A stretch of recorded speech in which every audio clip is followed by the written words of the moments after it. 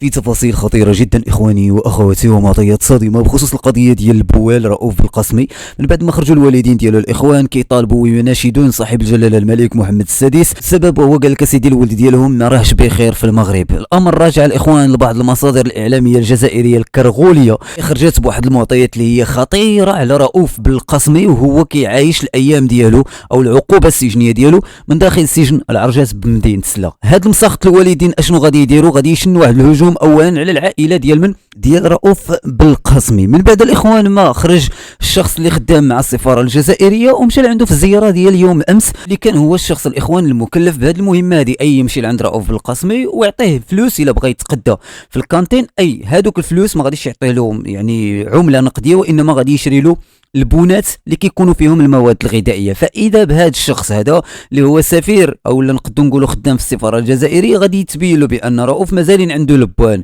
قال له واش ما شريتيش ما تاكل؟ قال له لا راه ما قديتش ناكل راني عيان. قال له مالك؟ قال له راه حس براسي ماشي بخير سبب نزله ديال البرده الاخوان صاب بها هذا الاخير هذا من داخل السجن. راكم عارفين الاخوان السجن كيكون بارد الحال فيه، وكيكون ايضا الغطاء اللي تيعطيوهم ولا هذا راه ما كيكونش ميزادور والريشبوند وغيرها، راه كيعطيوهم واحد الملايه كاشه وكيعطيوهم واحد الناموسيه ولا واحد المالطه كينعسوا من فوقها كيتمرطوا فوقها. عاد كاين الاخوان بعض السجون اللي ما فيهمش حتى هذيك المالطه، كتلقى غير واحد البونجا رقيقه كينعسوا عليها. فهذا الشاب هذا ما مولفش ولا ربما، وزيد عليها الاخوان حتى لا ميديتي اللي كاينه داخل السجن غادي تخلي هذا الشاب هذا لانه يعاني شي شويه خصوصا الايامات الاولى من اجل ان المناعه ديالو تتاقلم مع الحيوط السجن والسجن عامه. سفير هنايا غادي يمنح عاوتاني الشاب واحد ليبون وغادي يقول له راه ضروري خاصك تشري ما تاكل. قال له شوف لي غير شي كينات اولا شي دواء كنحس براسي ما هواش. ولو انه داخل السجن كاين طبيب كيشوف السجناء وكيشوف يعني الحاله الصحيه ديالهم وغيرها، ولكن بالرغم من هذا الشيء رؤوف ما بينش هذه المعطيات هذه حتى جا السفير اللي غادي ينقل هذه الاخبار هذه او هذه المعطيات هذه من الصحافه الكرغوليه. اشنو غادي دير الصحافه الكرغوليه الجزائريه الملعونه اللي ما كتحملش المغاربه وكتكرههم وكتشوف غير فوقاش تشد فينا عامه كمغاربه؟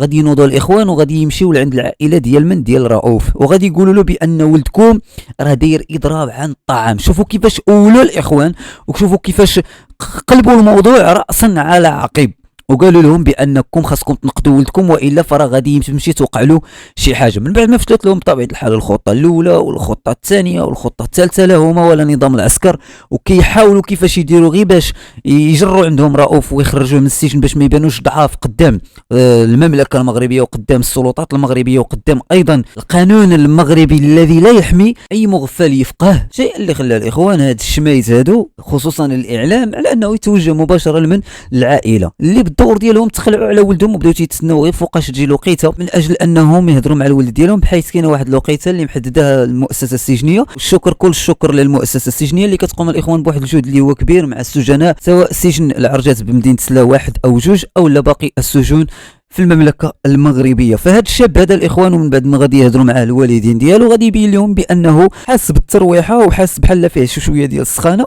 عكس داكشي اللي كيروج في الاعلام وعكس داكشي اللي تنقلاته مجموعه من المنابر الاعلاميه اللي بينات في الاصل على ان رؤوف بقوه هذاك الاضراب قال لك اسيدي اللي عن الطعام اللي كان داير سخفوه الزوه وداوه للسبيطار كاع واولوا الهضره. الاخوان حنايا ما بغيناش نبارطاجيو هذا الشيء هذا كامل حيتاش كتبقى هذه كامله هي الكذوب في الكذوب، وكيحاولوا يصرحوا بهذوك الاكاذيب من اجل انهم ينوضوا نار الفتنه بين الدولتين معا، خصوصا في هذه الوقيته هذه تزامنا مع مجموعه من الاحداث. الشيء اللي خلى هذه المنابر الاعلاميه اللي كتخرج وكدير هذه الفتنه هذه كامله اشنو غادي دير عاوتاني من جديد؟ غادي تنوض الاخوان غادي يكونتاكتيو مباشره الجمهور ديال الجيش الملكي. علاش هذا الشيء كامل؟ حيتاش البارح الاخوان كانت واحد المباراه ديال شبيبه القبائل اللي هي فرقه من الجزائر مع واحد الفرقه مغربيه اللي هي الجيش الملكي، فكانوا لاعبين في الجزائر مشاو عند الجمهور ديال الجيش الملكي وبقاو كيقولوا لهم مرحبا بكم في الجزائر والدار راه داركم والبلاد بلادكم وما تسمعوش للاعلام المغربي راه غير تيحرض علينا بجوج وحنا دولتان كنبغيو مع بعضياتنا البعض وكنحميو بعضياتنا البعض. هذا الشيء كامل خطه من الكراغله باش يستقطبوا عندهم الجمهور ديال الجيش الملكي، خطه دايرينها باش هكا يتم الاعتي قال ديال بعض الاشخاص من الجمهور ديال الجيش الملكي، وتبدا المفاوضات بين الدولتين معا، دولة الجزائر مع دولة المغرب، والتقاص الدبلوماسية، ويبينوا المغرب في حالة ما بغيتونا نطلقوا الجمهور ديال الجيش الملكي فينبغي على المغرب على انه حتى هو يطلق الجمهور ديال منتخب الجزائر اللي جاي يشجع في الكان في المغرب.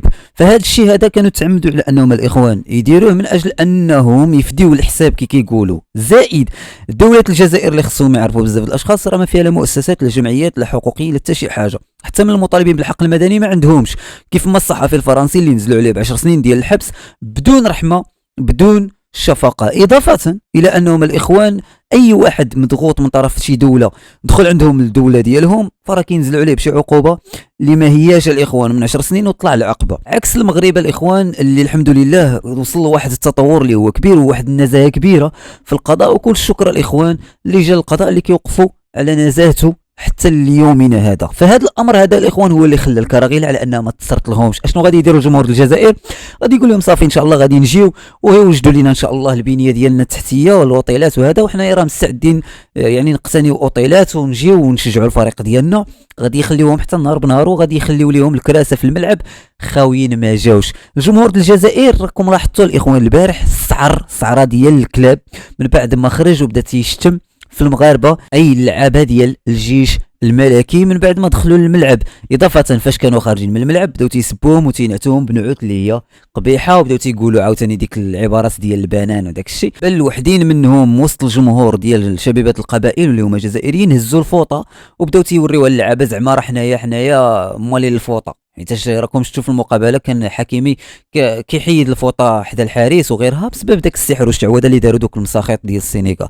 فالقضيه اللي خلات السي محمد رضا الطوجني يخرج على الصمت ديالو ويبين هذه المعطيات هذه كامله في واحد الفيديو.